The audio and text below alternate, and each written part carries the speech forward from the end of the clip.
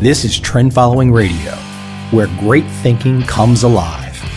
Nobel Prize winners, legendary traders, best-selling authors, and the pros that know what drive us irrational human beings. I am your host, Michael Covel. Not filtered, raw, honest. That's my passion.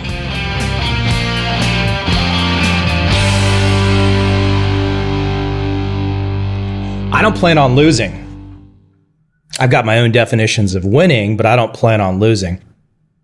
I did a podcast recently with my friend Peter Borish. And Peter has an exceptional, almost unparalleled background in giving and charity. And he was talking about how they do the Robin Hood Foundation. And they run it like a business. And there has to be results. And I love that. I love that. Here is a philanthropy, a giving opportunity that he's a part of, but they run it like a business. Because he knows that if you don't, sometimes there's waste. There's waste.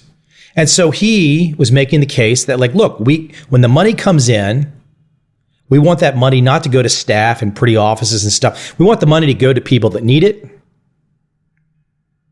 And then they want to be able to measure it and to see that they get results. I love that. I love that. Government, though, is not like that. Government's not like that. And there's been a huge discussion recently. My friend Summer posted this video about the 1% and the wealth inequality.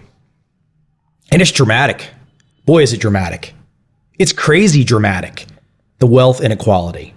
The quote 1%, the wealth that the 1% has is off the charts.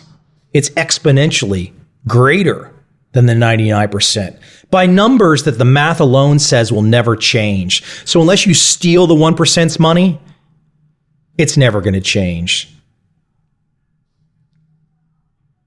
In that whole debate, I saw something really interesting too. 30 to 40% of the bottom population of America, same wealth as the Walmart heirs. And it just so happens they're probably the very people that made those Walmart heirs worth so much money. So think about that for a second. The handful of Walmart heirs, 15 or whatever it is, the main ones, have the same wealth as the bottom 30 to 40% of the United States of America's entire population. Now, are those Walmart people bad? I don't know. The people that spent all that money and gave them all those, Walmart, the great innovations that Walmart gave. And look, if you think Walmart's not innovative, that's your right. And a lot of people might make really good arguments that they've actually destroyed communities. But the reality is people voted with their wallets.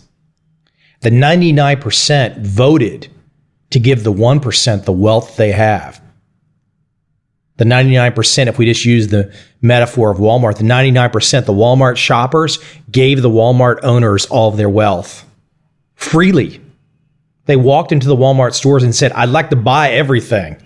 I want to buy everything. I don't care where it was made. I want to buy everything. I don't care if buying everything from Walmart eliminates my jobs. I don't care. I want to buy everything. And Walmart's selling me everything. Please give me everything.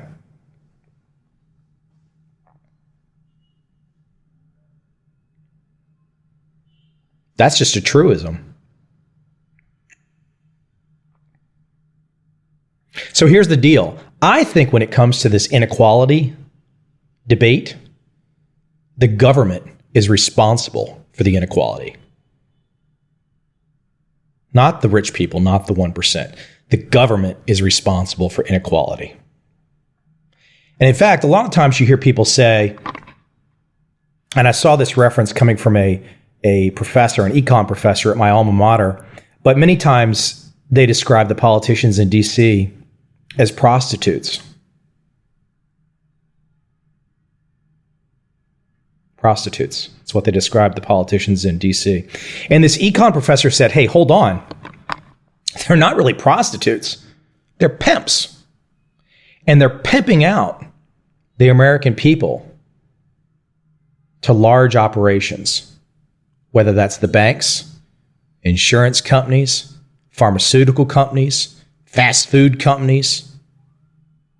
Did I mention insurance? I didn't mention insurance companies.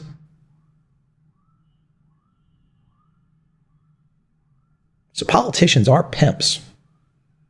Now let's get into some specifics about that pimping behavior. Look at the current United States Federal Reserve policy. So you're seeing a huge spike in elderly women just in the last year. Huge spike in elderly women moving towards extreme poverty.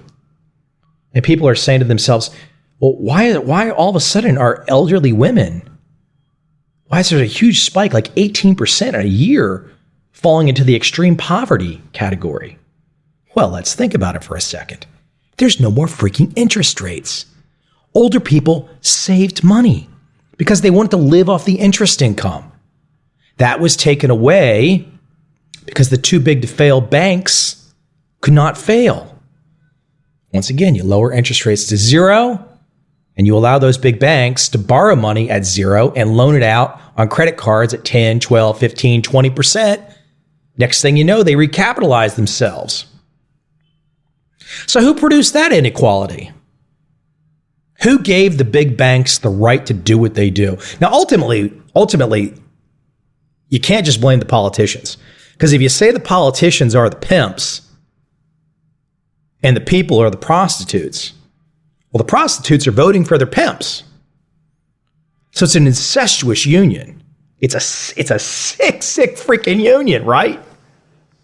If I think back to the beginning of this podcast, I'm talking about the noble way that the Robin Hood Foundation with Peter Borsch and how they do things and run things like a business and look for results. And then you fall into this DC morass. Stan Druckenmiller, just to change subjects and kind of, well, not really change subjects, but to go into a slightly different gear.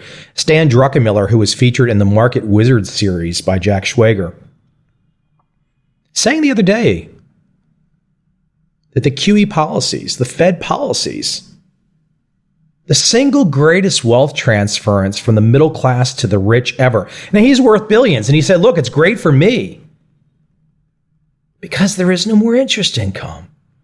They've taken it away.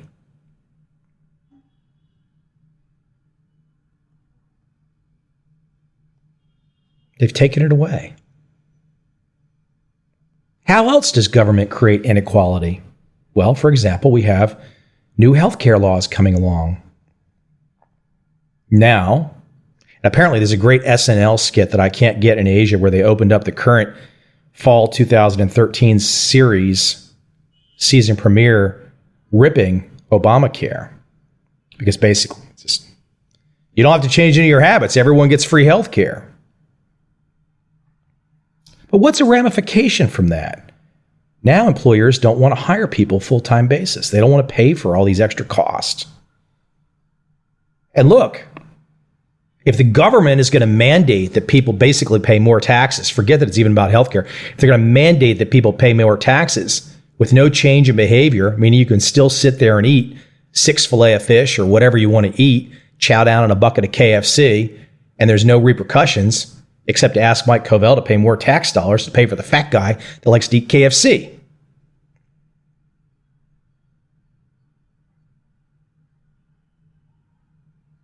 So we've created tons and tons of temp jobs. The unemployment rate's coming down. Really? The unemployment rate's coming down? Or have the people that were looking for full-time jobs stopped looking? And if the unemployment rate is also coming down by other metrics, is it the metric that everyone is just, it's taking these new jobs? It's taking bartending and waitress jobs and minimum wage and temp jobs? Who's creating the inequality? I saw Japan. They're now passing a law to force people into stocks. So here's a country that experienced their stock market reaching 39,000 in 1989. And today, in 2013, it's at 15,000. The Japanese people clearly don't trust the stock market. Now the government has decided they will incentivize people to get into the casino. Now, it's fine to be in the stock market as long as you have a strategy. But I will guess that the vast majority of people that the Japanese government will induce to enter the stock market will have no strategy. Once again, who is creating the inequality? The government's creating the inequality. Who votes for the government? Well, if the government and the politicians are the pimps and the people are the prostitutes and the people vote for the pimps, once again, it's this sick, twisted, incestuous union. And the only thing it's really good for are debates, right? None of this is going to get solved.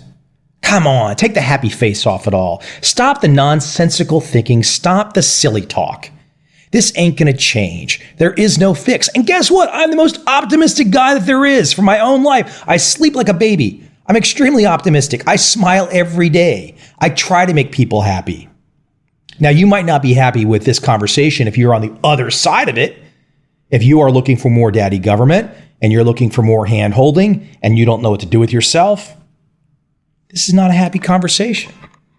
Not happy at all. So I say enough. Everything I've talked about in this podcast will rage on for the rest of my life. There is not going to be an awakening. As Seth Godin has properly pointed out,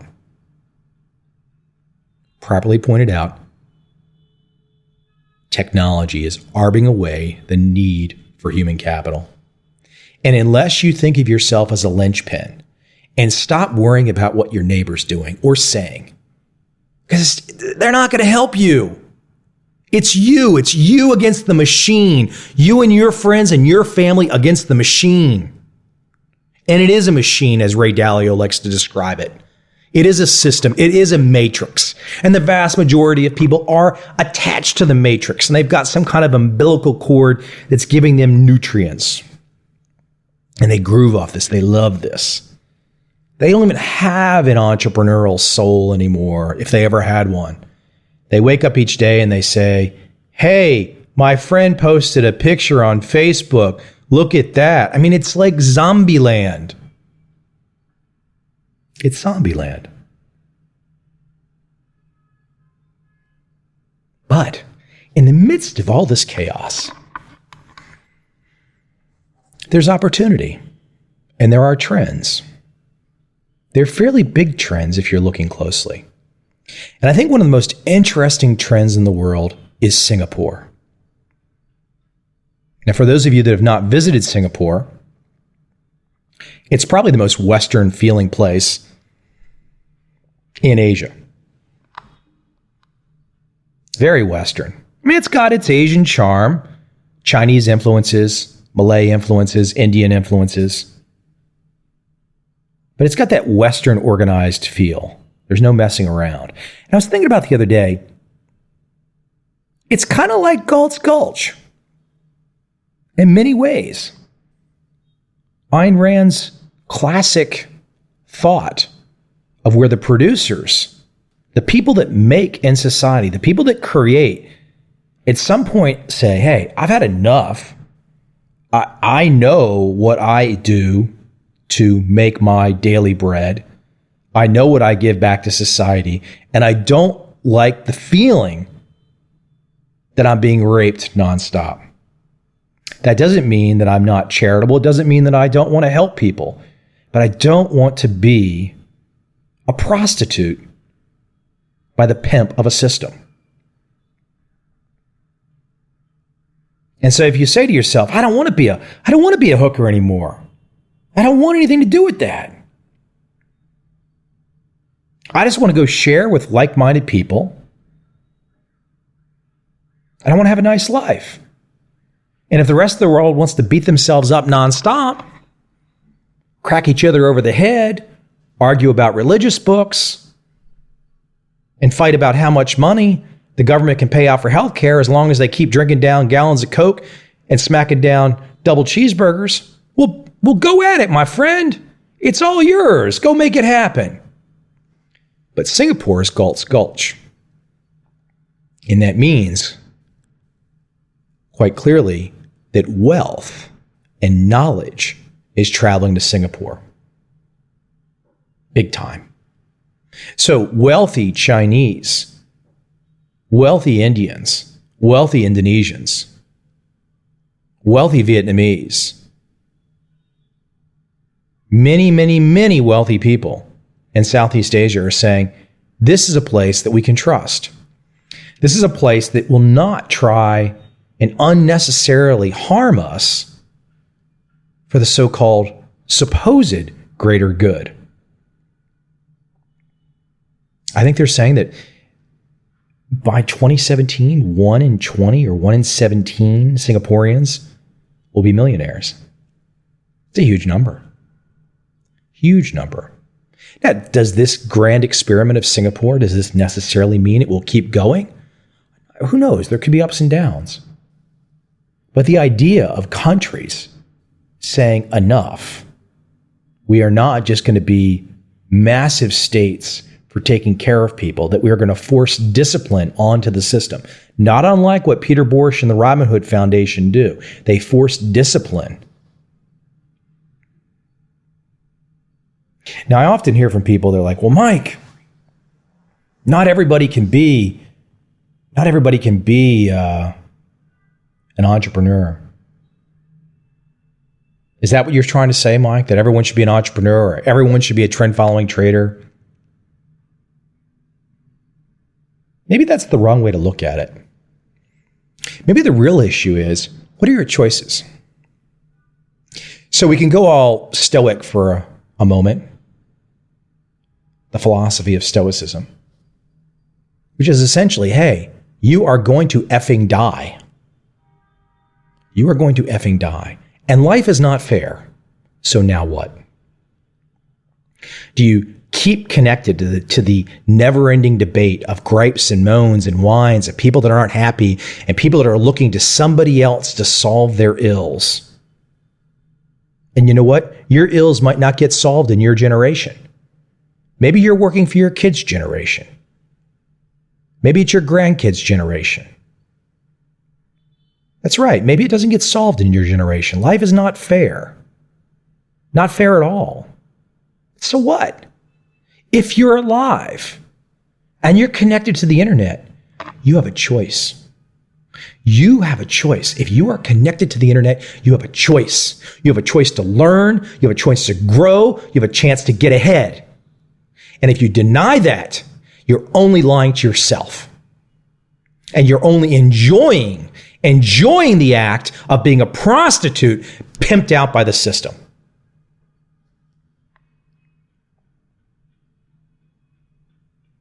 Average is a state of mind. Average American, average anybody. Who wants to be average? Once again, you live one time. Why do you want to be average? Crazy. No average. Getting back to my point, though, people say, Mike, we can't all be entrepreneurs. What's your choice then? What is your choice?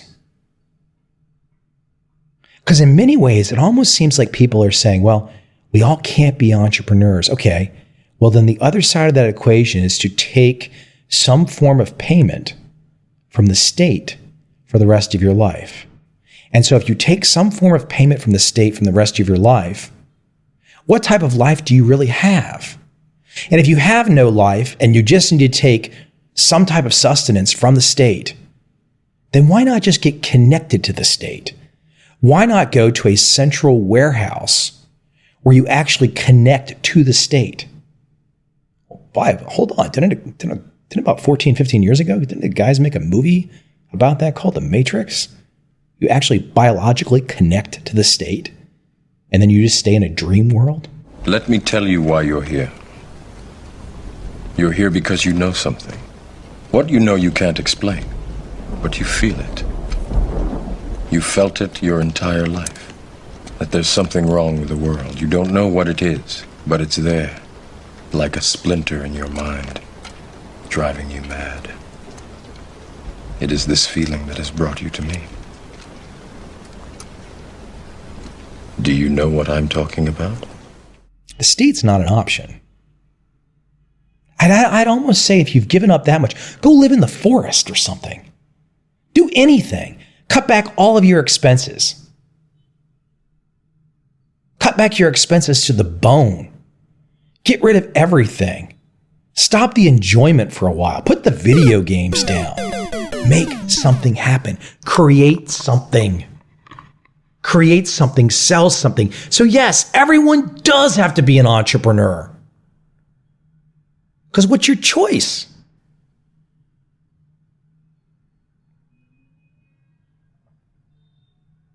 All those jobs are going to get automated. They're going to get automated.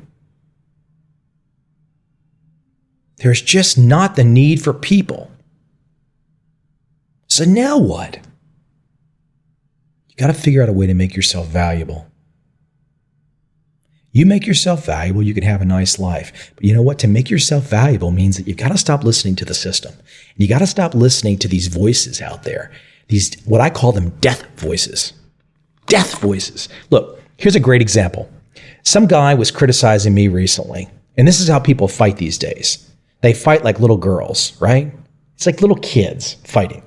And so this guy didn't like what I had to say, and he actually went out of his way and he said, I did not like what you had to say on episode 149 of your podcast. Me, I've done over 150 episodes, so I'm like, well, I've got better go back and listen to episode 149 and see what the problem was. Well, he specifically said that in that episode, I talked about libraries are full of useless books. He said that was a bold statement from me and said, but then again, it's your reputation. Now, maybe I should go back and listen to it again. I did not. I went back and I did listen to it, and I could not find myself saying that. And I was thinking, even if I did say it, he was taking it out of context. So I called him out. He said, well, if you'd like an apology, I could do that. And then it was like 5 more attacks after that. This is the nonsense of the human condition today. You can't even walk into a debating forum with me and debate and argue with any kind of moral fairness. In this particular case, an individual had to lie to try and win. You can't handle the truth! I don't know how to teach morality. To some degree, I think you're born with it. I know you can learn just about anything, but there are some people that are seemingly broken.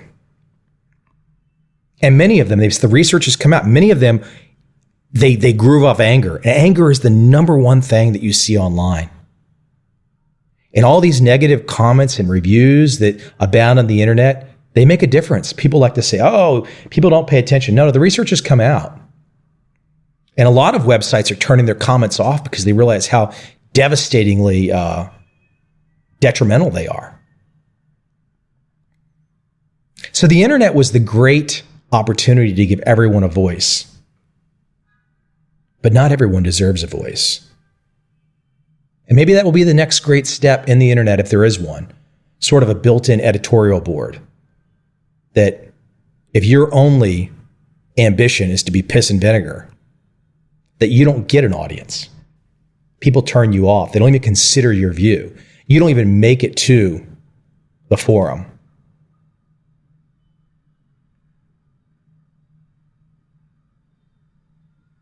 So I think if you can find a way to wrap this podcast up, if you can find a way to turn it all off and step back and say, you know what?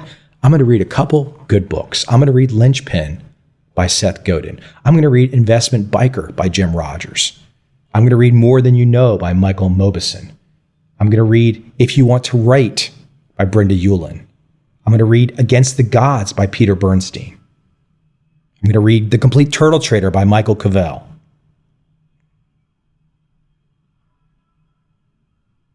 Read. Turn off the nonsense. Get some perspective. These angry voices. I mean, look, I'm glad that this guy criticized me. I'm even glad that he lied about me. Because if they're not coming after you, you're not doing your job. If they're not coming after me, I'm not doing my job. If I'm not making people feel uncomfortable uncomfortable enough to the point that they can only fight me by lying. If I'm not doing that, then how valuable am I? Okay, that's a little bit of a side tangent on my world, but the bottom line is, yes, we are in a system that promotes inequality. The government promotes inequality. The government drives the inequality. And the government keeps people in a state of mental paralysis.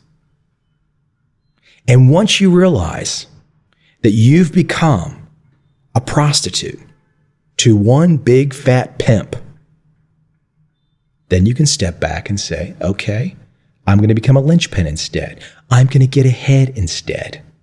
I'm going to make something happen. And while you're making that something happen, turn off all the other voices. Because all that anger and all that chaos that's out there is never going away. It's never going to get better. They're going to be fighting about religious books long after Michael Covel is dead. People are going to be fighting about government benefits long after I'm here. And if you ever just say to yourself, God, I've had enough. I've had enough. You're not alone. You're not alone. A lot of people have had enough. That's why I loved having this conversation with Dan Andrews on my podcast recently. And I appeared on his podcast too. Because it was really just two guys talking about getting away from the riffraff, getting away from the noise, saying this is not fun. This is not fun. Let me tune out of the noise. I can't solve the noise. And I enjoy life. I want to make something big happen. I want to continue to make big things happen. That's the attitude. That's the attitude. I'm going to end with an excerpt that I've played many times. I love this. It's from Alan Watts. What do you desire? What makes you itch? What sort of a situation would you like? Let's suppose, I do this often in vocational guidance of students. They come to me and say, well, we're getting out of college and we haven't the faintest idea what we want to do. So I always ask the question, what would you like to do if money were no object? How would you really enjoy spending your life? Well, it's so amazing. As a result of our kind of educational system, crowds of students say, well, we'd like to be painters, we'd like to be poets, we'd like to be writers, but as everybody knows, you can't earn any money that way. Or another person says, well, I'd like to live an out-of-doors life and ride horses. I say, do you want to teach in a riding school? Let's go through with it. What do you want to do? When we finally got down to something which the individual says he really wants to do, I will say to him, you do that. And forget the money. Because if you say that getting the money is the most important thing, you will spend your life completely wasting your time. You'll be doing things you don't like doing in order to go on living, that is, to go on doing things you don't like doing, which is stupid. Better to have a short life that is full of what you like doing than a long life spent in a miserable way. And after all, if you do really like what you're doing, it doesn't matter what it is, you can eventually you could eventually become a master of it. The only way to become a master of something is to be really with it. And then you'll be able to get a good fee for whatever it is. So don't worry too much. Somebody's interested in everything. And anything you can be interested in, you'll find others will. But it's absolutely stupid to spend your time doing things you don't like in order to go on spending things you don't like, doing things you don't like, and to teach your children to follow in the same track. See, what we're doing is we're bringing up children and educating them to live the same sort of lives we're living, in order that they may justify themselves and find satisfaction in life by bringing up their children, to bring up their children to do the same thing, so it's all wretch and no vomit. It never gets there. And so, therefore, it's so important to consider this question: what do I desire?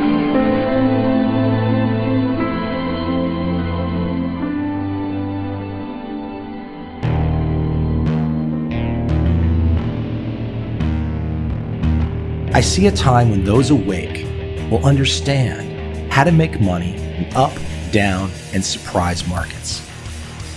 Whether new trader or experienced, college student or financial advisor, protecting against a crash or just trying to make a lot of money, trend following offers everyone an answer in uncertain times. To get started immediately, send me an email, michael@covel.com. I will send you the right trend following steps to take along with my free video. But if you want to buy and hold, trust the government and trust Wall Street, this is absolutely not for you.